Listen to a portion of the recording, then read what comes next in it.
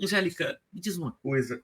No final da década de 90 do século XX e na primeira década do século XXI, as igrejas neopentecostais tiveram um enorme crescimento. Mas na segunda década do século XXI, a igreja que mais cresce é a igreja dos desigrejados. É a comunidade dos decepcionados com os CNPJs pretensamente divinos. Eu cresci na igreja presbiteriana, né? E durante 13 anos eu fui pastor presbiteriano, estudei no Seminário Presbiteriano do Norte e fiz o mestrado no Andrew Jumper, no Mackenzie, e no Instituto Mackenzie, em São Paulo. E nesse período eu imaginava que Deus era presbiteriano e Calvino era seu profeta. Mas, de repente, essas coisas vão se esvaindo, a gente vai percebendo que o mundo é maior do que o nosso quintal.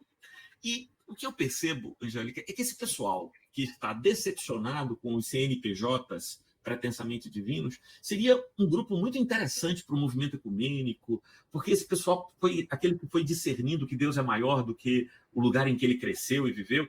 Mas a impressão que eu tenho, e você pode me ajudar a compreender isso, é que há dois fenômenos. Esse pessoal que desinteressa pelas questões de militância religiosa, porque eles aprenderam que a militância religiosa é interdenominacional, é de difusão de sua igreja e expansão de sua igreja local. Então, quando elas percebem que aquele não é o caminho, elas também não se interessam por outras dimensões. É como se a falência do seu apego denominacional fosse a falência também das questões místicas, espirituais, e parece que tudo é colocado num pacote só. E aí a gente tem o seguinte, a militância fundamentalista, que tem entendido que o projeto político-ideológico é importante, então esse pessoal continua lutando na sua igreja local, e agora luta também nessa outra esfera que transcende a sua igreja local, que é a militância político-ideológica, e do ponto de vista do pessoal que se decepciona, como é que esse pessoal chega no movimento ecumênico, como é que você sente isso aí? Qual é a tua leitura desses desigrejados, se eles se aproximam, se eles têm interesse ou não?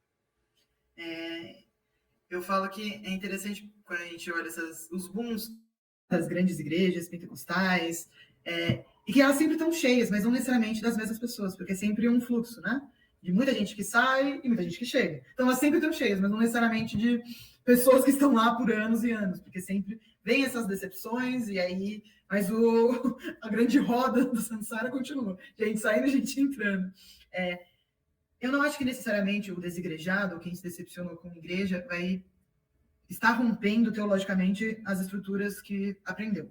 Então, acho que são coisas distintas. Às vezes sim, às vezes não. Às vezes só se decepciona com a igreja em específico, mas vai carregar dentro de si a igreja desse modelo fundamentalista, intolerante, racista, LGBTfóbico, né? Então, não necessariamente quem sai das igrejas e não está encontrando outra vai ter essa percepção de outras teologias. Até porque a gente precisa entender que essas outras teologias, né, as teologias progressistas, teologias da libertação, são teologias marginais. Então é difícil para essa pessoa que está desconectada desse campo que a gente está, teológico, de movimento, chegar esse tipo de informação para ela.